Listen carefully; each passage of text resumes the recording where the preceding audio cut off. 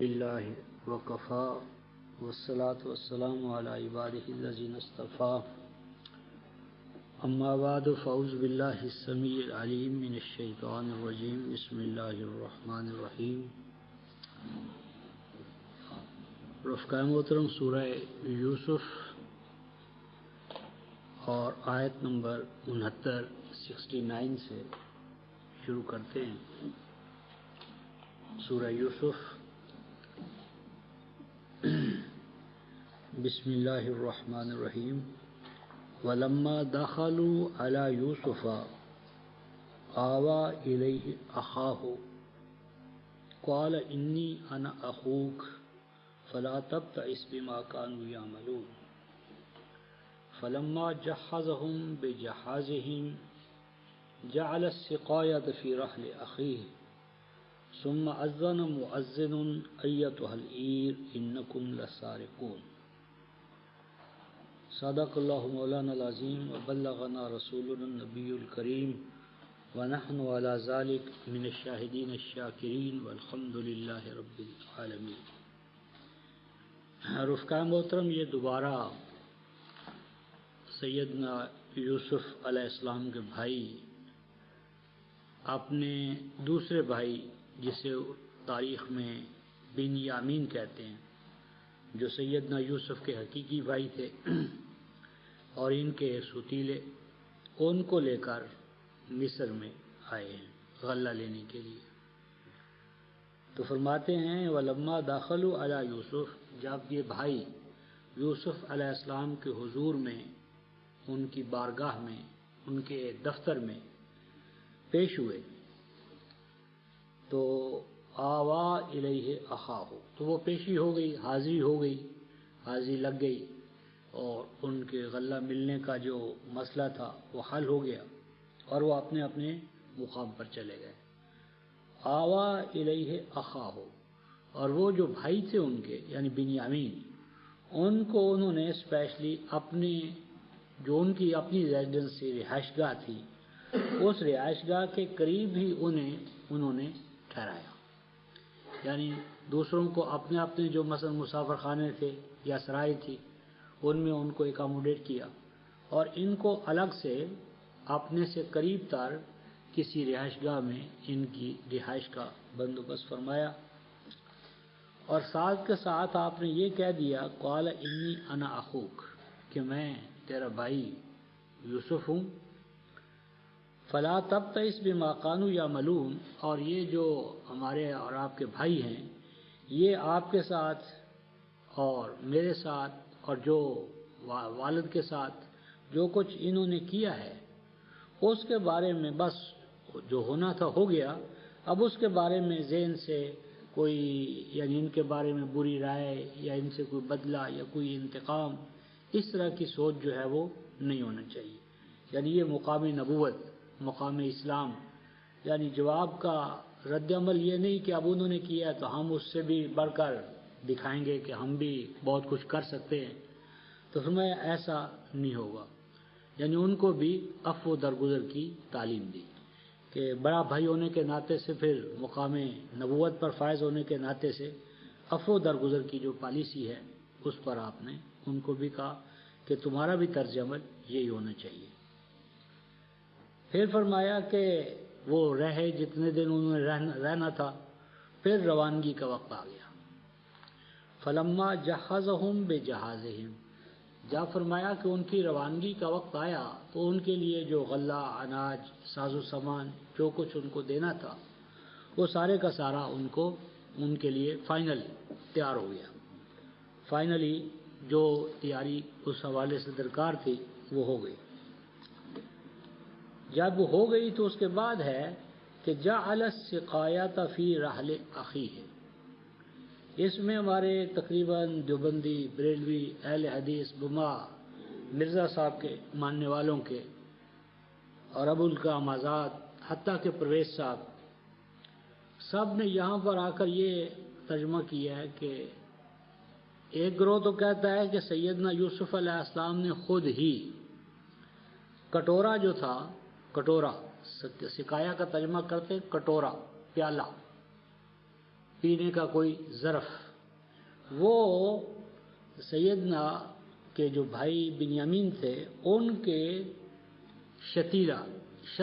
شتیلا یا جس طرح ہمارے ہاں چھٹیاں ہوتی ہیں غالباً ہم کہتے ہیں، بوریاں کہہ لیں، یعنی اس دور میں اونٹوں پر اور گدھوں پر خاص طور پر وہ دونوں طرف سے آگے سے کھلتی تھی اور دو اس کے پارٹ ہوتے تھے اور پشت پر ایک ادھر لٹک جاتا تھا ایک ادھر لٹک جاتا تھا، وہ رحل۔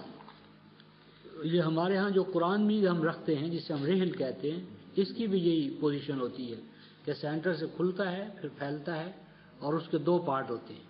تو یہ رحل جو ہے یہ عربی زبان میں یعنی سفر کرنے کا ذریعہ، سواری، اور سواری کے اوپر جو زین ڈالی جائے اور بوری، اور وہ مقام جہاں پر مسافر کو اتارا جائے، ترحال یعنی مسافر خانہ، مسافر کے اترنے کی جگہ جہاں پر اسے اکاموڈیٹ کیا جائے وہ جگہ۔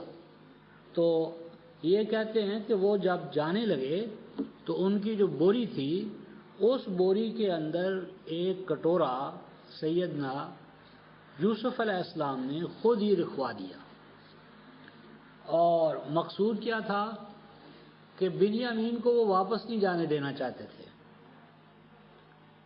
بنیامین واپس نہ جائے۔ تو ایک گروہ تو کہتا ہے کہ یہ کاروائی خود سیدنا یوسف علیہ السلام نے خود ہی کی۔ زیادہ تر یعنی ہمارے جو اہل روایات ہیں قدیم اور جدید، بما مودودی صاحب، اصلاحی صاحب، وہ سارے کہتے ہیں کہ یہ سیدنا یوسف علیہ السلام نے خود ہی کیا۔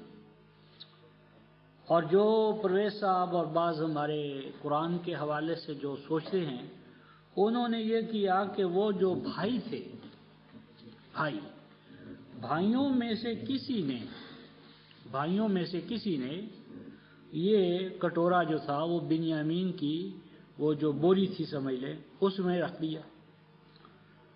تو پہلی بات تو سیدنا یوسف علیہ السلام کے حوالے سے تو بالکل ہی غلط ہے کہ خود سیدنا یوسف علیہ السلام کٹورا رکھیں۔ سوال یہ کٹورا کیوں رکھیں؟ پینے کے لیے۔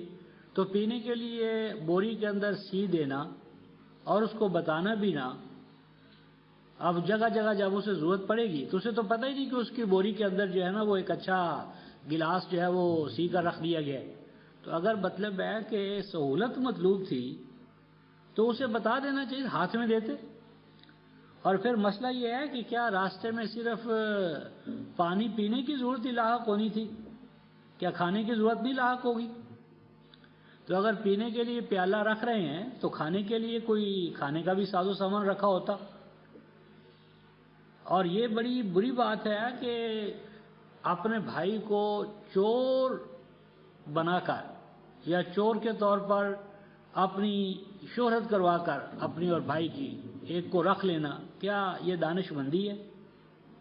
کیونکہ آخر قریبی تو آوا الیہ اخا، قریب تو اپنے اس بھائی کو رکھا نا، اور ان کا طرز عمل بھی بتا رہا تھا کہ ان کا بہت قریبی تعلق ہے۔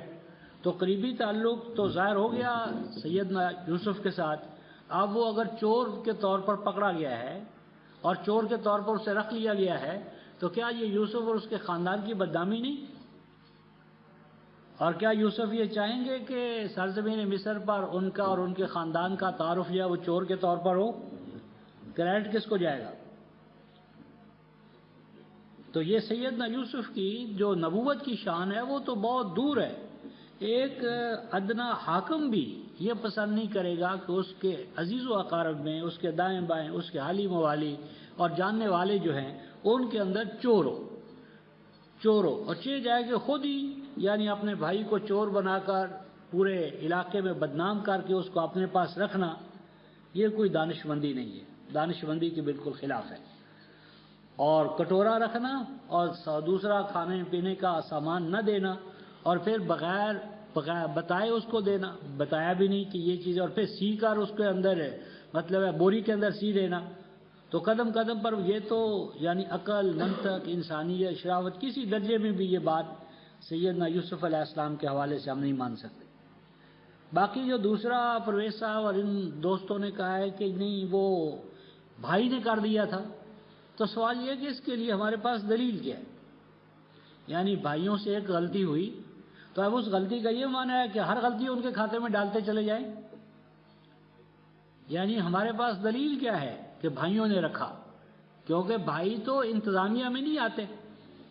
یعنی یہ جو غلے کا دینا ہے، ماپنا ہے، تولنا ہے، اسے بند کرنا ہے، کھولنا ہے، یہ تو باقاعدہ ایک محکمہ ہے. یعنی محکمہ خوراک کہہ لیں، اس محکمہ خوراک کا باقاعدہ ایک چیف ہے، اس کے کارکنان ہیں اور اس کا ماتحت سٹاف ہے. تو بھائی درمیان میں کہاں سے کود پڑے کہ جی بھائیوں نے رکھ دیا؟ بھائیوں نے رکھا تو وہ جو کارکنان تھے ان کے محکمے کے، وہ دیکھ نہیں رہے تھے؟ تو بھائیوں کو اس لیے اس پر یہ بوجھ ڈال دینا کہ ماضی میں ان سے ایک غلطی ہوئی ہے، یہ کوئی دلیل نہیں ہے کہ ماضی میں چونکہ ان سے ایسا ہوا ہے لہذا آپ جو بھی غلط کام ہو رہا ہے وہ ان کے کھاتے میں ڈال دو. تو مطلب ہے کہ یہ قانون اور عدالت دونوں کے خلاف ہے کہ آپ کے پاس کوئی شہادت نہیں ہے، دلیل نہیں ہے، اور بلا دلیل آپ کسی کے اوپر کوئی بلیم لگائیں، الزام لگائیں، داغ دھبا لگائیں، یہ ایمان کے اور اسلام کے خلاف ہے. لہذا مسئلے کا حل کیا ہے؟ مسئلے کا حل یہ ہے کہ سقایا کا معنی ہم مانتے ہی نہیں کہ اس کا معنی پیالہ ہوتا ہے. سقایا کا معنی پیالہ یا کٹورا یہ لغت عرب میں نہیں ہے. اس کے لیے قرآن حکیم نے کاس کا ہے، کاسن دہاقہ، کاس، کوب، اقواب، بے اقواب و اباریک. تو سقایا کا معنی کسی بھی لغت والے نے اس کا معنی کٹورا نہیں کیا، کپ نہیں کیا، گلاس نہیں کیا. سقایا جو ہے یہ سقایس کی سقایتاً، کسی کو پانی پلانا، پانی پلانے سے مشروبات سے کسی کی تواضع کرنا، اور کسی کے اعزاز کے اندر کوئی کھانے پینے کی جو دعوت ہے، اس جسے اور آج ہمارے ہم اصطلاح میں ٹی پارٹی وصل ہے، ٹی پارٹی. تو اب لفظ تو ہم ٹی پارٹی بولیں گے لیکن اس میں ہلکا پھلکا کھانے کا سامان بھی ہوتا ہے. تو ہم سمجھتے ہیں کہ کل جس طرح میں نے حوالہ دیا تھا سورہ وہ جو توبہ تھی اس کا حوالہ تھا آیت نمبر 19 کا، کہ اللہ پاک فرماتے اجعلتم سقایۃ الحاج. سقایا بالکل یہی پیٹرن ہے، سقایۃ الحاج، سورہ توبہ اور آیت نمبر 19. اجعلتم کیا بنا لیا ہے تم نے، کیا بنا لیا ہے؟ سقایۃ الحاج. سقایا یعنی پلانا، مشروبات سے تواضع کرنا، سبیلے لگانا. سورہ توبہ آیت نمبر 19. اجعلتم سقایۃ الحاج، کیا بنا لیا ہے تم نے، قرار دے لیا ہے تم نے کیا؟ سقایۃ الحاج، حاجیوں کو پانی پلانا. حاجیوں کو پانی پلانا، ستو پلانا، اس دور میں جو تھا آج کی اصطلاح میں مشروبات پلانا، آئس کریم اور ان چیزوں سے ان کی تواضع کرنا. و عمارت المسجد حرام، اور مسجد حرام کے اندر بلب لگانا، کمکمیں توسیع کرنا، اس کی بلڈنگ، اس کا نقش و نگار. تو یہ جو چیزیں ہیں یہ ایمان کے بعد ہے. اول درجہ جو ہے وہ مومن کا ہے. مومن کی ایمانی حالت اور توحیدی حالت وہ برتر ہے ان چیزوں سے. تو میری مراد ہے سقایت الحاج، حاجیوں کو پانی پلانا، ستو پلانا، مشروبات سے ان کی تواضع کرنا. تو سیدنا اب آئے جعل السقایۃ فی رحل اخیہ، یعنی سیدنا یوسف علیہ السلام نے روانگی سے قبل ان کے لیے ٹی پارٹی، عرف عام میں آج ہم کہہ سکتے ہیں کہ ان کے لیے الوداعی پارٹی کا انتظام فرمایا. الوداعی پارٹی رکھی ان کی. کہاں رکھی؟ فی رحل اخیہ، جہاں کہ ان کا بھائی ٹھہرا ہوا تھا. یعنی جس جگہ پر سیدنا یوسف کے بھائی یعنی بنیامین قیام پذیر تھے، اس قیام گاہ کے اوپر سب کو بلا لیا کہ وہی تمہارا روانگی سے قبل تمہاری الوداعی پارٹی ہے، اور اس پارٹی کا اہتمام ہم کہاں کریں گے؟ بنیامین کے مقام پر کریں گے. اس کے جو فرودگاہ ہے، رہائش گاہ ہے، وہاں تم سب اکٹھے ہو جانا، وہاں تمہاری اجتماعی پارٹی ہوگی، اور اس پارٹی کے بعد پھر تم آگے اپنی یعنی منزل مقصود کی طرف چل پڑنا. تو جعل السقایۃ فی رحل اخی کا ہم یہ معنی ہمارے ذہن میں آیا ہے.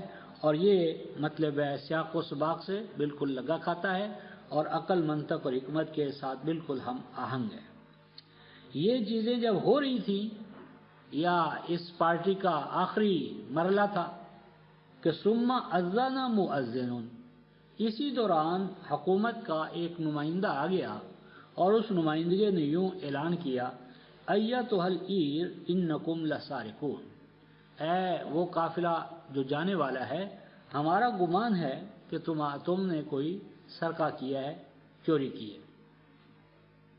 قالو، انہوں نے کہا اچھا، قالو کہا انہوں نے قافلے والوں نے، وَأَقْبَلُوا عَلَيْهِمْ، اور وہ تمام تر اس جس نے یہ اعلان کیا تھا، ڈھنڈورا پیٹا تھا، اس کی طرف وہ متوجہ ہوئے اور کہنے لگے ماذا تفقدون، جو ہمیں سرقہ کا بلیم دے رہے ہو بتاؤ کیا ہے جسے کہ تم نے گم کیا۔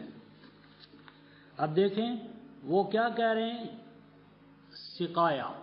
سقایا کٹورا، پیالہ، اور یہ کیا کہتے ہیں، یعنی اگر سیدنا یوسف نے پیالہ رکھا تھا تو ان کو پیالہ ہی کہنا چاہیے تھا نا۔ یہ کیا کہتے ہیں، قالوا نفقد صواع الملک، انہوں نے کہا کہ ہمارے ہاں گم ہے، کیا گم ہے، صواع الملک، صواع کہتے ہیں سا کو، صاد الف صا عین سا، یہ ہوتا ہے پیمانہ۔ پنجابی میں ہمارے ہاں پہلے ٹوپے ہوتے تھے، شاید آپ کو یاد ہو، ٹوپا یہ 5 کلو کا ایک پیمانہ ہوتا تھا، اس میں تولتے نہیں تھے، ماپتے تھے، یعنی یہ گندم یہ آٹا ہمارے دیہات میں ہم استعمال کرتے ہیں ٹوپا، یعنی یہ ایک بھر کر ایک ٹوپا تقریباً 5 کلو گندم اور چاول اس میں آتے ہیں۔ تو صواع پیمانہ ہے جس سے چیزوں کو اوزان وزن کی بجائے پیمائش ماپا جاتا ہے۔ تو صواع الملک ہم شاہی حکومتی پیمانہ جس سے کہ اشیاء کو ماپتے ہیں وہ ہم گم کر رہے ہیں، وہ ہم سے گم ہو چکا ہے، وہ ہمارے ہاں غائب ہے۔ وَلِمَنْ جَاءَ بِهِ حِمْلُ بَعِيرٍ، اور جو کوئی اس کے بارے میں نشاندہی کرے، بتائے، ہم اس کو ایک اونٹ کا وزن دیں گے، یعنی اس کو انعام دیں گے، اور وہ انعام اسے ملے گا ایک اونٹ کا بوجھ، یعنی ایک اونٹ 5-10 کی جتنے اس پر وہ وزن اٹھا سکتا ہے اتنا ہم اس کو انعام دیں گے۔ وَأَنَا بِهِ زَعِيمٌ، اور جس نے یہ اعلان کیا تھا اس نے ساتھ ہی کہا کہ اگر کسی کو شک ہو کہ وہ پیمانہ لے آئے یا پیمانے کی خبر دے دے اور اسے خطرہ ہو کہ بھئی وہ نہیں ملے گا اسے انعام، تو میں اس کا ضامن ہوں، انا بہ زعیم، میں اس دینے کا، اس انعام کا ضامن بنتا ہوں کہ میں ذمہ داری لیتا ہوں کہ میں یہ اسے ادا کروا دوں گا، اگر حکومت نہ دے گی تو میں دوں گا۔ اب یہ جو محترم اوپر سقایا تھا اور نیچے کیا ہے، صواع الملک، تو اگر سقایا کٹورا یا پیالہ تھا تو یہاں انہیں صواع الملک کہنے کی بجائے سقایت الملک کہنا چاہیے تھا۔ سقایت الملک تو وہ کہہ نہیں رہے، تو وہ تو صواع کہتے ہیں، یعنی پیمانہ ہے جس سے کہ اشیاء کو، غلے کو، چیزوں کو ماپتے ہیں۔ تو یہ دونوں کا فرق ہی بتاتا ہے کہ یہ دو چیزیں الگ الگ ہیں، سقایا الگ ہے اور صواع الملک الگ ہے۔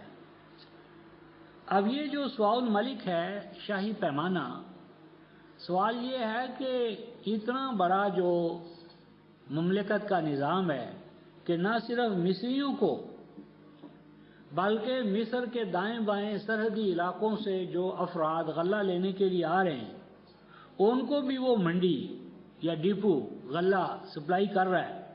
اتنا بڑا جو ڈپو ہے، اتنی بڑی جو مارکیٹ ہے، اتنے بڑے جو منڈی کا نظام ہے، اس میں صرف ایک ہی پیمانہ تھا،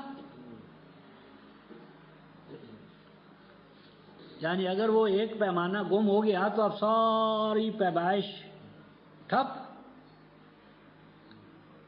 یہ عقل اور منطق کے خلاف ہے کہ صرف ایک ہی پیمانہ تھا اور اس ایک ہی پیمانے سے سب کو ماپ کر تول کر وہ دے رہے تھے، یہ تو ممکن نہیں ہے۔ تو پھر یہ ہے کہ اگر ایسا نہیں تو اس پیمانے کے بارے میں اتنا تردد کیوں ہے؟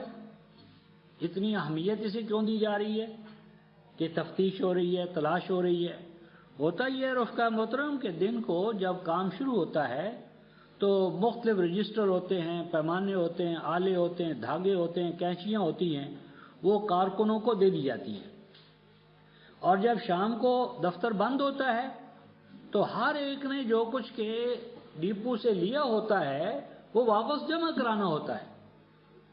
اور اگر وہ کارکن جو ہے جس نے مثلا کینچی لی اور وہ کینچی سرکاری خزانے میں جمع نہ کرائے گا تو دراصل مسئلہ یہ ہوتا ہے کہ اس کی ضمانت جو دیانت اور امانت ہے، مسئلہ اس کا ہوتا ہے، مسئلہ کینچی کا نہیں ہوتا۔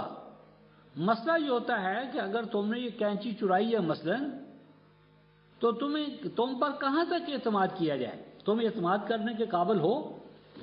آج تم نے کینچی چرائی ہے، کل کو تم کوئی اور چیز چراؤ گے تو تمہیں اس محکمے میں یا اس جگہ پر تمہارا رکھنا خطرے سے خالی نہیں، یعنی وہ پیمانہ دو آنے کا ہو۔ مسئلہ یہ نہیں ہے، مسئلہ یہ ہے کہ جس کو ہم نے امین سمجھا اور اس پر اعتماد کیا اور اس کو دیا، اگر وہ واپس جمع نہیں کراتا تو ادارہ اس فرد کو اپنے ہاں رکھے گا نہیں، اسے چھٹی کرا دے گا۔ تو اس کی اہمیت صرف اس حوالے سے تھی کہ جو سرکاری خزانے کا مال ہے وہ سرکاری خزانے میں متعلقہ فرد جمع کرائے، اور اگر وہ نہیں کراتا تو اس کی دیانت و امانت ختم اور اس پر اعتماد کرنا ختم، اور ادارہ جو ہے وہ مسلسل و قائم نقصانات میں جائے گا اگر اس کا سد باب نہ کرے۔ تو یہ صورت احوال تھی کہ یعنی اس طرح ہوا کہ جس طرح اگر آپ نے دیکھا ہو منڈیوں میں تو تولا جو ہوتا ہے، جو تولتا ہے وہ کیا کرتا ہے، اکا دکا چوکا وہ بار بار کہہ بھی رہا ہوتا ہے زور زور سے، اور ساتھ وہ چھٹی میں یا بوری میں ڈال بھی رہا ہوتا ہے۔ اچھا، اب اگر ایسا ہو رفقا محترم کہ وہ مثلا 15 اس نے پیمانے ڈالے اور اس کو کوئی کام پڑ گیا، کوئی دوست آ گیا، اس نے اس کو بلا لیا، یا مثلا پیشاب آ گیا، وہ ادھر ادھر چلا گیا، اور ہم نے بالفعل ایسا دیکھا ہے کہ وہ جو پیمانہ تھا وہ اسی بورے ہی میں رہ گیا، اور واپس آیا گھنٹے کے بعد، 2 گھنٹے کے بعد، اب وہ ساتھ والا پڑا ہوا تھا وہاں سے اٹھا لیا، اسے یاد ہی نہیں رہا کہ اندر ہے، دوسرے کا لے لیا، اور اب اس پر مزید کتنے ہوئے تھے؟ 12، اچھا 14، 13، 14، 15، 16، 40 کرنے تھے، غلہ بھی ڈال دیا، بند بھی کر دیا، اور وہ پیمانہ اندر ہی پڑا رہا، بوریاں بھرتے گئے۔ اب جب شام کو ساری اکٹھی ہو گئی، اب لاؤ بھی اپنے اپنے پیمانے، اوہ یہ تو پیمانہ ایک کام ہے بھائی، اچھا تو پھر کہاں گیا؟ بتاؤ بھائی، تم ذمہ دار ہو، تمہارے نام پر نکلا تھا ڈپو سے، بتاؤ کہاں گیا؟ اب یہاں سے بحث شروع ہو گئی، یعنی یہ نہ یوسف علیہ السلام نے سواء الملک کو رکھا تھا، نہ کسی بھائی نے رکھا تھا، یہ کارکنوں کا اپنا مسئلہ تھا، کارکنوں کی اپنی بد احتیاطی تھی، ان کی اپنی غلطی تھی، کیونکہ باندھنے کا، لینے کا، دینے کا تو سارا نظام تو ان کے ہاتھ میں تھا، بھائی کہاں سے آ گئے؟ یوسف درمیان میں کہاں سے آ گئے؟ یعنی ان کا تو درمیان میں عمل دخل ہی نہیں تھا، یہ تو وہی کارکنان تھے اس محکمے والے کہ وہ خود ہی غلہ ماپتے تھے، خود ہی بوریاں سیتے تھے، خود ہی اس پر چیٹیں لگاتے تھے، ہر ایک کا نام لکھتے تھے، اور پھر ان کو دستخط دے کر وہ جاتے اور آتے تھے، تو درمیان میں کسی اور کے آنے کا تو مسئلہ ہی نہیں ہے۔ تو ہم یہ سمجھتے ہیں کہ اس میں نہ یوسف علیہ السلام کا کوئی عمل دخل ہے، نہ بھائیوں کا ہے، اور یہ بڑی بد تدبیری ہے کہ اس طرح بھائی کو چور بنا کر اپنے پاس رکھا جائے اور اپنی بدنامی کا انتظام کیا جائے۔ اور دوسرا یہ کہ کیا وہ اگر وہ اپنے بھائی کو رکھ لیں گے خواہ چور بنا کر ہی، تو کیا وہ اپنے باپ کے لیے تکلیف کا باعث نہیں بنیں گے؟ کیونکہ باپ تو اسے بھیجنے پر تیار نہیں تھا۔ یہ پیچھے جو ہم نے پڑھا ہے نا کہ کیا اس پر میں تمہارے اوپر، یہ آیت نمبر 64 میں دیکھیں، جب وہ کہتے ہیں نا فارسل معنا خانہ نقتل و انا لہو لحافظون، اسے بھیج دیجیے ہمارے ساتھ، ہم پیمانہ لے کر آئیں گے، غلہ لے کر آئیں گے، اور ہم اس کی حفاظت کریں گے۔ فرمایا حل آمنکم علیہ الا کما امنتکم علی اخیہ من قبل فاللہ خیر حافظ و ارحم الراحمین، کہ تو پر میں اعتماد کروں، جانے دوں جس طرح کہ پہلے یوسف پر میں نے اعتماد کیا تمہیں دے کر، اب وہی اسی طرح اس کے ساتھ بھی کرو گے؟ یعنی مطلب یہ ہے کہ سیدنا یوسف علیہ السلام کا چور بنا کر اسے رکھنا اپنے لیے اور اپنے خاندان کے لیے بدنامی کا باعث ہے، اور مزید باپ کے لیے اذیت کا باعث بنے گا۔ یعنی وہ جانتے ہیں کہ باپ اس کے بغیر نہیں رہے گا، تو باپ کے لیے تکلیف کا باعث بننا، نبی اللہ کے لیے کسی اور نبی کے لیے تکلیف کا باعث بننا، یہ نبی کی شان نہیں۔ تو نہ آپ نے یہ کام کیا، نہ آپ کی رضامندی شامل تھی، اور یہ بھی غلط بات ہے جی انہوں نے کہہ دیا تھا کہ ہم ایک تدبیر کریں گے تجھے رکھنے کے لیے اور تو برا نہ منانا۔ یہ اچھی بات ہے کہ چور کہلا کر پورے علاقے میں، یعنی یہ اچھا رکھنا ہے کہ چوری کا الزام لگوا کر، چور بنوا کر، معاشرے میں چور کے نام پر مشہور کروا کر ان کو اپنے پاس رکھ رہے ہیں۔ تو یہ سیرت یوسفی کے بالکل خلاف ہے۔ سیدنا یوسف کی سیرت کے اندر حکمت ہے، دانائی ہے، دانش و بینش ہے، اس طرح کی بے عقلی کی باتیں نہیں ہیں۔ تو یہ مذہبی پیشوائیت کی بے عقلی ہے جو انہوں نے سیدنا یعقوب اور یوسف اور پورے خاندان کو اس کی لپیٹ میں لیا ہے۔ تو آیت نمبر 73، قالوا تاللہ لقد علمتم ما جئنا لنفسد فی الارض وما كنا سارقین، کہنے لگے کہ اللہ کی قسم تم جانتے ہو کہ ہم اس زمین میں فساد برپا کرنے کے لیے نہیں آئے اور نہ ہم سارق ہیں، چور ہیں۔ یہ رفقائے محترم ایک اہم بحث ہے۔ قالوا تاللہ، وہ اللہ کی قسم کھا کر اللہ کو گواہ کے طور پر پیش کر کے اپنا دعویٰ پیش کرتے ہیں۔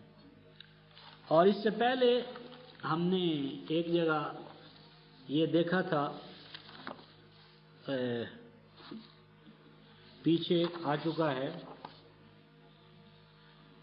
قلنا حاشا للہ ما ھذا بشر ان ھذا الا ملک کریم۔ یہ الفاظ ہیں اسی سورہ میں، یہ آیت 31 ہے، 12-31۔ قلنا حاشا للہ ما ھذا بشر ان ھذا الا ملک کریم۔ یہ کیا بتاتے ہیں حوالہ جات کہ یہ جو مصری تھے ایسا نہیں تھا کہ یہ اللہ کے منکر تھے، یعنی ان کے سامنے اللہ کی قسم کھا کر جب آپ ایک بیان دے رہے ہیں تو اگر کوئی اللہ کو مانتا ہی نہ ہو تو اس کے سامنے آپ اللہ کو بطور گواہ کھڑا کریں گے، بطور گواہ پیش کریں گے۔ تو یہ ایک ذہن میں ایک بہت بڑے بات ڈال دی گئی ہے کہ مصر والے اس معنی میں مشرک تھے کہ اللہ کو نہیں مانتے تھے۔ غلط بات ہے، مشرک کبھی بھی ایسا نہیں ہوتا کہ مشرک اللہ کو نہ مانتا ہو۔ شرک اللہ کے انکار کا نام نہیں ہے، شرک اللہ کو ماننا ہے کہ اللہ کے جو اختیارات ہیں وہ اس کے بندوں میں،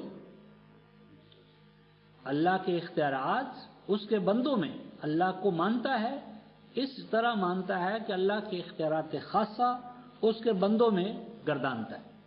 تو اب وہ کہتے ہیں تاللہ، یعنی یہ آگے بہت بڑا فائدہ دے گا یہ تاللہ والا نقطہ اور قلنا حاشا للہ والا نقطہ۔ اس سے بہت سے مسائل حل ہوں گے کہ یہ قوم اللہ کو مانتی ہے اگرچہ ان کا ایمان باللہ شرک کے ساتھ آلود ہے۔ تو کہنے لگے کہ اللہ کو گواہ ٹھہراتے ہیں کہ ہم زمین میں فساد برپا کرنے کے لیے نہیں آئے اور نہ ہم چور ہیں۔ قالو، انہوں نے کہا اچھا ایسا ہی ہوگا جیسا تم کہہ رہے ہو، لیکن ایک بات بتاؤ، فما جزاؤہ ان کنتم کاذبین، ٹھیک ہے ایسا ہی ہونا چاہیے کہ زمین میں فساد اور سرقہ نہ ہو، لیکن بتاؤ کہ اگر تمہارے ہاں ہماری چیز مل گئی تو اس صورت کے اندر پھر کیا ہونا چاہیے تمہارے بارے میں؟ تو انہوں نے کہا قالوا جزاؤہ من وجد فی رحلہ فہو جزاؤ، تو انہوں نے کہا کہ اچھا جس کے ہاں تمہارا وہ پیمانہ پایا جائے تو اس کو اس کا بھگتان بھگتنا پڑے گا، اور کذالک نجزی الظالمین، اور ہمارے ہاں بھی جو ظالم ہوتے ہیں ہم ان کو اسی طرح سزا دیتے ہیں۔ اس سے یہ سمجھا گیا ہے کہ جو چوری کرتا تھا تو جس کی وہ چوری کرتا تھا وہ اس کا غلام بن جاتا تھا. اور یہ کذالک نجزی الظالمین سے یہ مراد لیتے ہیں کہ سیدنا یعقوب کے ہاں، آل اسحاق کے ہاں، آل ابراہیم کے ہاں یہ قانون تھا کہ جو کسی کی چوری کرے وہ اس کا مدت العمر کے لیے غلام بن جائے. غلط بات ہے. انبیاء علیہ السلام کا اور اللہ تبارک و تعالیٰ کے ہاں سے ایسا قانون نہیں آ سکتا کہ چوری کی ہے اس نے 2 روپے کی، 4 روپے کی، 200 کی، 400 کی، اور وہ پورا آپ کا زندگی بھر کا غلام بن جائے. یہ غلط ہے. یہ الہی قانون نہیں ہو سکتا.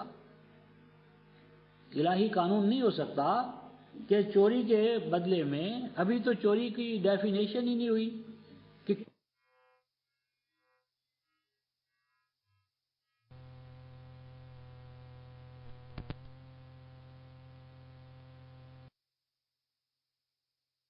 چوری کس مال کی چوری، کن حالات میں چوری.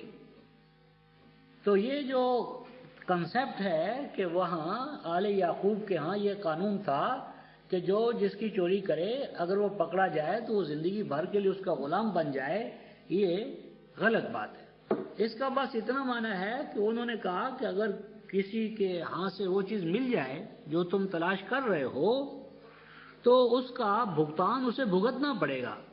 جرمانہ، تاوان، سزا، کوئی نہ کوئی پنشمنٹ اس کی ہونا چاہیے. اور کذالک نجزی الظالمین، ہم بھی اس طرح کے بے ٹھکانہ اعمال کرنے والوں کو سزا دیتے ہیں. لیکن میں کہتا ہوں کہ بھائیوں نے یہ کہہ کر خود ہی اپنے پاؤں پر کلہاڑی ماری ہے. اس لیے کہ بھئی جو بوریاں ہیں وہ تم نے سیں، بندوبست تمہارے ہاتھ میں، یعنی جو بوریاں لینا دینا، غلہ ڈالنا، کم ڈالنا، زیادہ ڈالنا، وہ تو تمہاری تعویل میں ہے. اور اس کے بعد سینا، سلانا، دینا، دلانا تمہارا کام ہے. اب اس کے بعد اگر اس بورے کے اندر کوئی چیز پائی گئی ہے تو میں کیسے ذمہ دار ہوں؟ میرے اوپر کیوں آیا بھائی؟ یعنی اگر پارسل آپ مجھے پارسل بھیجیں اور اس پارسل میں کوئی ایسی چیز ہو جو خلاف قانون فرض کر لو، تو بھیجنے والا ذمہ دار ہونا چاہیے یا مرسل الیہ ذمہ دار ہونا چاہیے؟ تو ہماری حیثیت کیا ہے؟ یعنی جہزہم بجہازہم، سارا نظر و نسق تو تمہارے ہاتھ میں ہے. بوریاں تم دیتے ہو، بند کرتے ہو، غلہ ڈالتے ہو، پیمائش تم کرتے ہو. تو اگر ہمارے کسی کے ہاں سے کوئی نکل آئے تو ہم کیسے ذمہ دار ہیں؟ ہمیں کیوں سزا ملے؟ تو بہرحال یہ ان کا ایک کمزور پوائنٹ تھا اخوات یوسف کا. اگر وہ اس کے برعکس یہ دوسرا موقف اختیار کرتے جو میں نے عرض کیا ہے، جو سیدنا یوسف خود اختیار کریں گے آگے، ابھی ہم دیکھیں گے، تو یہ اس معاملے کی نوعیت مختلف ہو جاتی. تو انہوں نے خود ہی جو اپنے پاؤں پر کلہاڑی ماری اور خود اعتراف کر لیا کہ ہاں میاں اگر ایسا ہو کہ ہم میں سے کسی کے ہاں، انہیں یقین تھا کہ ہم نے تو ایسا کیا ہی نہیں ہے، ویسے اعتماد میں مارے گئے، تو اگر ایسا ہو تو پھر ٹھیک ہے، اس کو تم سزا دینا. فَبَدَعَ بِأَوْعِيَتِهِمْ قَبْلَ وِعَاءِ أَخِيهِ، تو اب اس نے ایک ایک کر کے ان کے وہ جو اوعیہ تھے، یعنی وہ بورے تھے، وعاء تھا، برتن تھے جن میں وہ چیزیں غلہ ڈالا گیا تھا، ان میں سے ایک ایک کر کے اس نے اس کا چیکنگ شروع کر دی، جانچ پڑتال شروع کر دی. قبل وعاء اخی، اور آخر کار وہ جو سیدنا یوسف کا حقیقی بھائی تھا بنیامین، اس کا بورا اس نے کھولا، ادھیڑا اسے. ثم استخرجها من وعاء اخی، اور وہ جو بورا تھا آخری بھائی کا، اس میں سے اس کو وہ سواء الملک جو ہے وہ مل گیا، وہ ایک پیمانہ جو تھا وہ مل گیا. اور یہ جو اتنی بحث ہو رہی ہے تو بعض ہمارے مفسرین نے، خاص طور پر ہمارا خلیفہ قادیان بشیر الدین محمود اور دوسرے محمد لاہوری، وہ کہتے ہیں کہ یہ سقایا پر اتنی بحث کیوں ہو رہی ہے؟ اس لیے یہ کٹورا جو تھا وہ سونے کا تھا، یعنی سونے کا کٹورا، اس میں پانی بھی پیتے تھے اور غلہ بھی ماپتے تھے۔ یعنی عجیب انبیاء علیہ السلام کا یعنی کردار آ رہا ہے کہ سونے کو پینے کے برتن سونے کے، اور پیمانہ غلہ تولنا ہے تو سونے کے ظروف میں، بس سونے کے ظروف اس کام کے لیے ہیں کہ پانی پیا جائے اور غلہ تولا جائے۔ تو بہرحال حالانکہ یہ غلط بات ہے، یہ ساری تحقیق صرف اس لیے ہو رہی ہے کہ وہ جو پیمانہ ہے وہ سرکاری خزانے کا ہے، وہ بیت المال کا ہے، بیت المال کا ہے۔ تو بیت المال کی سوئی بھی اگر گم ہو تو خلیفے پر واجب ہے کہ اس کی تحقیق کروائے۔ یعنی بیت المال امت کا مال ہے، اس امت کے مال میں سے ایک اونٹ یا ایک گھوڑی یا ایک اس کا بچہ بھی گم ہو جائے یا چوری ہو جائے تو حاکم وقت کا فریضہ ہے کہ اس کو رائیگاں نہ جانے دے، تحقیق کرے، پورا اس کا جو ہے نا وہ جانچ پڑتال کروائے، کیونکہ اس سے امت کے مال کی حفاظت کا احساس اور ذمہ داری کا احساس وہ امت کے قلوب و اذہان میں راسخ ہوگا۔ تو جب یہ نکل آیا وہ جو پیمانہ تھا تو اب کیا ہوا؟ آگے لفظ ہے كَذَلِكَ كِدْنَا لِيُوسُفَ مَا كَانَ لِيَأْخُذَ أَخَاهُ فِي دِينِ الْمَلِكِ إِلَّا أَن يَشَاءَ اللَّهُ نَرْفَعُ دَرَجَاتٍ مَن نَّشَاءُ وَفَوْقَ كُلِّ ذِي عِلْمٍ عَلِيمٍ۔ اب یہ جو الفاظ ہیں كَذَلِكَ كِدْنَا لِيُوسُفَ، یہ کس کے ہیں؟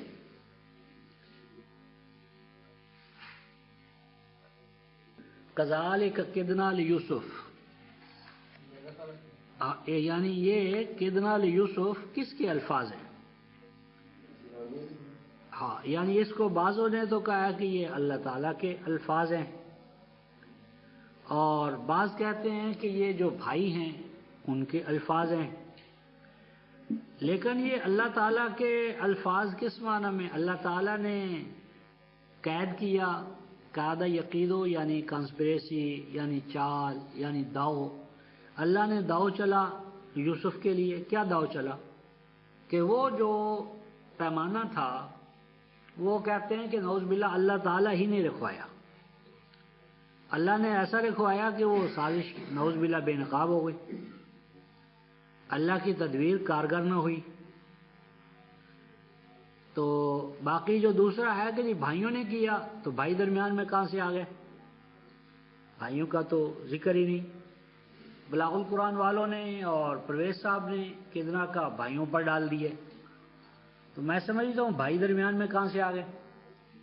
نہ بھائیوں کا مسئلہ ہے نہ اللہ تعالیٰ کا مسئلہ ہے۔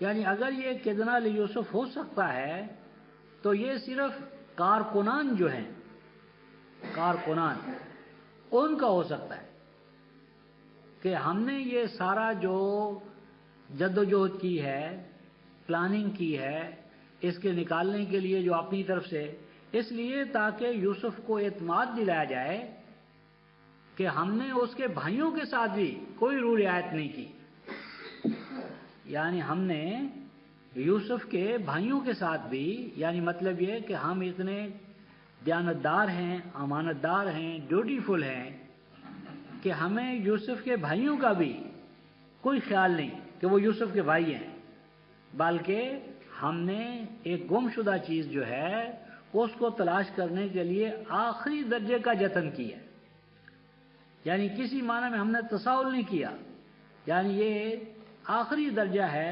وفاداری کو ظاہر کرنے کا جو کارکنان کر رہے ہیں کہ ہم نے آخری درجے میں اس چیز کو ضائع ہونے سے بچایا، اور جو تدبیر ہیلا ہم سے ہو سکتا تھا وہ ہم نے ریاست کی یا سرکاری یا اسٹیٹ کی جو چیزیں ہیں، پراپرٹی ہے، اس کی حفاظت کے لیے ہم نے آخری درجے میں یہ کام کیا ہے۔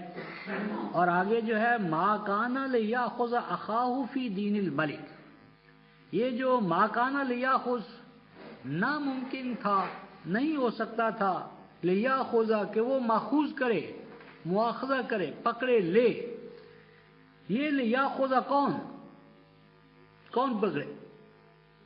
عام طور پر سمجھا گیا کہ یوسف کہ ترجمہ اس کا یہ کرتے ہیں کہ یوسف کے لیے ممکن نہیں تھا کہ وہ بادشاہ کے قانون کی روح سے، یعنی ملک سے مراد ہے مصر کا بادشاہ، مصر کے بادشاہ یا مصر کے ملکی یا سرکاری قوانین، ان کی روح سے اسے اپنے بھائی کو پکڑنا ممکن نہیں تھا۔ یعنی مصریوں کا کوئی قانون ایسا نہیں تھا کہ جس کی بنیاد پر وہ اپنے بھائی بنیامین کو اپنے پاس رکھ لے۔ تو کہتے ہیں کہ اس نے ایک تدبیر سوچی۔ کیا تدبیر سوچی؟ کہ اسے چور بنا دیا، اور چور بنا کر اسے پکڑ کر اپنے پاس رکھ لیا۔ کہتے ہیں یہ اللہ تعالیٰ نے تدبیر یوسف کو وحی کے طور پر سکھائی، سمجھائی، بتائی، اور اس نے عمل کیا۔ تو یہ تدبیر ہی اللہ تعالیٰ کی نہیں ہو سکتی، بے تدبیری ہے۔ یہ یوسف کی شان کے خلاف ہے کہ یوسف اپنے بھائی کو رکھے اور معاشرے میں اسے چور بنا دے۔ رکھا تو یوسف علیہ السلام نے وہ کٹورا خود اپنے بھائی کے، اور پھر وہ جب نکل آیا تو یوسف علیہ السلام میں اتنی اخلاقی جرأت نہ ہوئی کہ وہ کہتے بھئی یہ تو میں نے رکھوایا ہے۔ یعنی انہیں اپنی برتری کا ثبوت دینا چاہیے تھا، وہ ذمہ داری قبول کرنا چاہیے تھی کہ یہ تو میں نے رکھوایا تھا، بھئی میں اس کا ذمہ دار ہوں، لیکن خاموش۔ تو یعنی یہ خاموشی غلط بات ہے۔ پہلی بات تو یہ ہے کہ وہ اپنے بارے میں یہ تاثر قائم کر رہے ہیں مصری سوسائٹی میں کہ ان کے بھائی چور ہیں، ان کا خاندان چوروں کا خاندان ہے، چوروں کا خاندان ہے، ہمارے اوپر آ کر حاکم مسلط ہو گئے، چھٹکارا پاؤ ان سے۔ اور دوسری بات کہ اگر رکھا تھا تو اخلاق کا، دیانت کا، امانت کا تقاضا تھا کہ اس کا اعلان کر دیتے، کیونکہ قرآن حکیم نے یہ کہا ہے، سورہ النساء آیت 112، سورہ النساء آیت 112، وَمَن يَكْسِبْ خَطِيئَةً أَوْ إِثْمًا ثُمَّ يَرْمِ بِهِ بَرِيئًا فَقَدِ احْتَمَلَ بُهْتَانًا وَإِثْمًا مُبِينًا۔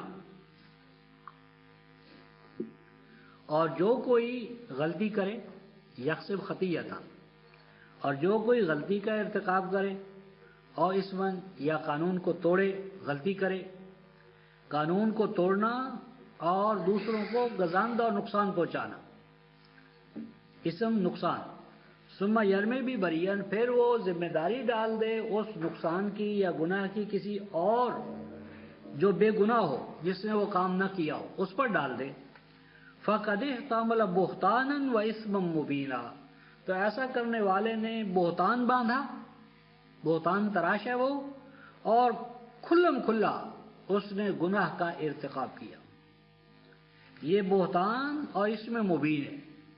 تو کیا سیدنا یوسف، جن کو قدم قدم پر قرآن محسنین میں کذالک نجزی المحسنین، وہ انتہائی حسن کارانہ اعمال انجام دینے والا فرد تھا یوسف، تو جسے اللہ پاک محسن قرار دے رہے، تو کیا اس کے بارے میں ہم یہ مان لیں کہ اس نے ایک گناہ خود کیا، نعوذ باللہ، اور اس کی ذمہ داری بے گناہ اپنے بھائی پر ڈال دی، اور پوری پبلک میں بھائی کو بدنام کیا چور کے طور پر، اور اپنے آپ کو بھی انڈائریکٹلی بدنام کیا، پورے خاندان کو بھی بدنام کروایا، اور جب وہ نکل آیا تو اتنی اخلاقی جرأت نہ ہوئی کہ کہہ سکتے کہ بھائی یہ کام تو میں نے کیا ہے، میں ذمہ دار ہوں، بھائی کو کیوں زیر بحث لا رہے ہو؟ تو یہ شان نبوت تو بہت بلند شان ہے رفقائے محترم، یہ انسانی شان کے بھی خلاف ہے، ایک ادنا مسلم کے لیے بھی یہ روا نہیں ہے، چاہے جائے کہ مسلمین کا امام ہو۔ تو بات یہ ہے کہ وہ ما کان لیاخذ اخاہ، یہ وہ کارکن جو ہے نا حیات انتظامیہ، یعنی جو انتظامیہ بندوبست کرتی تھی غلے کی پیمائش کا، لینے اور دینے کا، اور جس نے اس حوالے سے وہ پیمانہ اس کے یہاں نکل آیا تو اس کو رکھ لیا، ما کان لیاخذ اخاہ، یاخذ یہاں ماخوذ کرنے کے معنی میں ہے، ما کان لیاخذ اخاہ، ممکن نہیں تھا، ناممکن تھا، یہ ہر حوالے سے غیر قانونی حرکت تھی، کہ وہ پکڑ لے اس کو، اس کے بھائی کو، فی دین الملک، ملکی قوانین کے تحت۔ ملکی قوانین اس کی اجازت نہیں دیتے، صرف ان کے پاس جو چیز آئی ہے نا گواہ کے طور پر، وہ کیا ہے؟ صرف بھائیوں کا اعتراف، ایک چیز کا پایا جانا اور بھائیوں کا اعتراف، اس کے سوا ان کے پاس کچھ نہیں ہے۔ یعنی ان کا بنیامین کو روک لینا، ان کی ملکی قوانین کے تحت کوئی ان کے پاس اس کا جواز نہیں ہے، جواز نہیں تھا۔ صرف ان کے پاس ایک ہی دلیل تھی، وہ دلیل یہ تھی کہ میاں مجرم خود اعتراف کرتا ہے۔ انہوں نے سب کے سامنے اعتراف کیا کہ جس کے پاس وہ برتن پایا جائے گا، وہ پیمانہ پایا جائے گا، فَهُوَ جَزَاؤُ كَذَلِكَ نَجْزِي الظَّالِمِينَ، یعنی پیمانہ پایا گیا ہے اور انہوں نے اعتراف کیا ہے کہ اگر وہ پیمانہ پایا جائے گا تو یقیناً وہ کام ہم نے کیا اور ہم اس کے لیے سزا بھگتیں گے۔ یعنی ان کا اپنا اعتراف، کنفیشن اور چیز کا برآمد ہونا بس۔ لیکن یہ دونوں کمزور بنیادیں، یہ کوئی قانونی بنیاد نہیں ہے کہ جس پر سزا دی جائے۔ تو یہ جو لیکن ضابطے کی کارروائی ہوئی، چیز برآمد ہوئی ملکی قانون کے تحت، اب ضروری تھا کہ اس کا فیصلہ ہوتا، اور چونکہ فیصلہ ہونے کے لیے ٹائم لگے گا، عدالتی کارروائی ہوگی، لہٰذا لازم ہے کہ اس متہم کو روکا جائے فیصلہ ہونے تک۔ یہاں سے معاملہ جو ہے وہ دوسرا رخ اختیار کر گیا۔ تو فرمایا کہ جہاں تک ملکی قوانین کا تعلق تھا تو کارکنان وہ جو یوسف تھے ان کے لیے ممکن نہیں تھا کہ وہ اب اس کے بھائی کو اپنے ہاں روک رکھیں، الا ان یشاء اللہ، ہاں اگر اللہ کی مشیت میں، یہاں مشیت بمانا کائنات فطرت کے حوالے سے، یعنی کسی اور حوالے سے کوئی چیز ثابت ہو جائے تو وہ رکھ لیں تو اور بات ہے، اتنی بات سے رکھنے کی کوئی گنجائش نہیں ہے۔ نرفع درجات من نشاء وفوق کل ذی علم علیم، فرمایا کہ ہاں اگر کوئی روکنے کے حالات کا تقاضا ہو، فعل سرزد ہو اور اس کو علمی حوالے سے ثابت کیا جائے تو وہ اور بات ہے، لیکن اتنی بات سے یہ بات ثابت نہیں ہوتی۔ فرمایا یہ جب واقعہ ہو رہا تھا تو اب بھائی ایک اور حوالے سے ایکسپوز ہوئے۔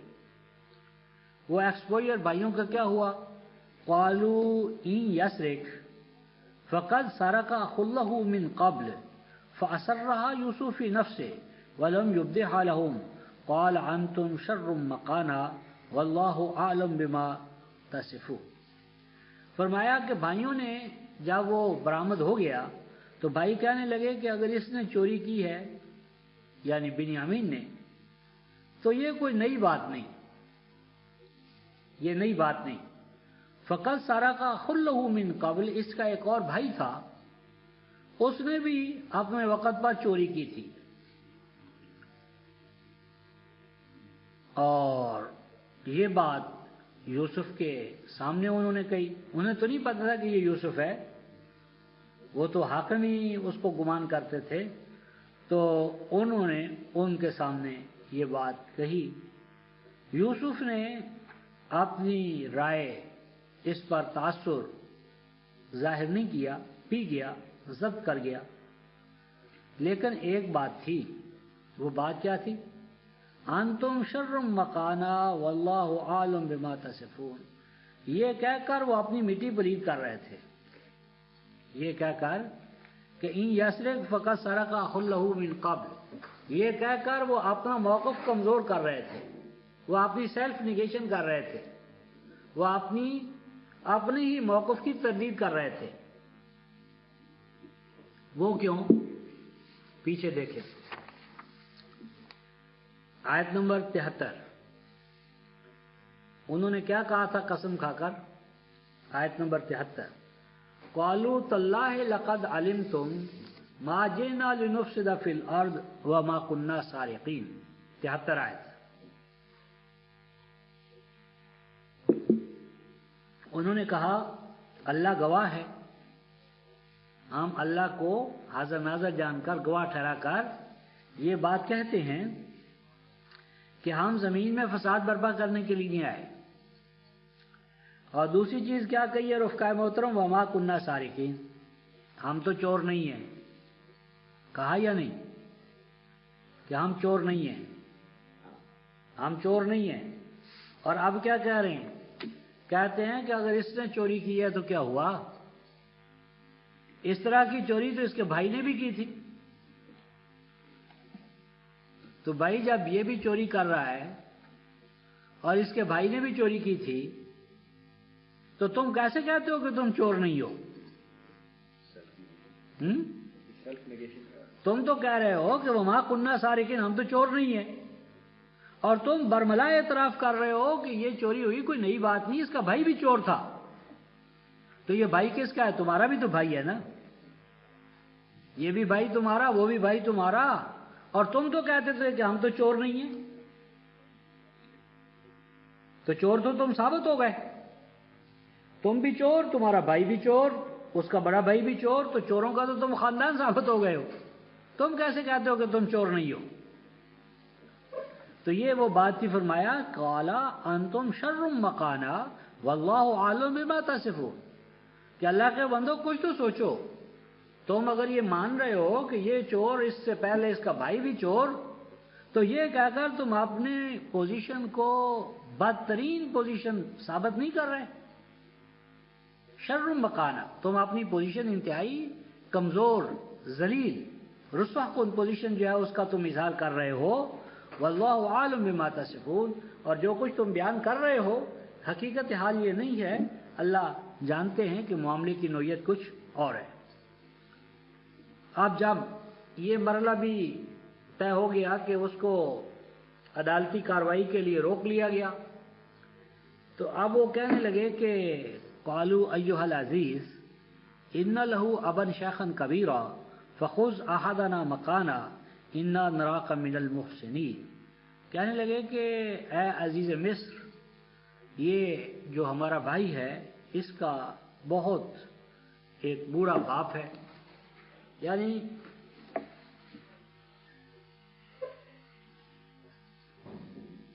یہ یہاں ٹائم رفقہ محترم ختم ہوتا ہے، کل پھر انشاءاللہ آگے چلیں گے۔ آخر دعوانا ان الحمدللہ رب العالمین۔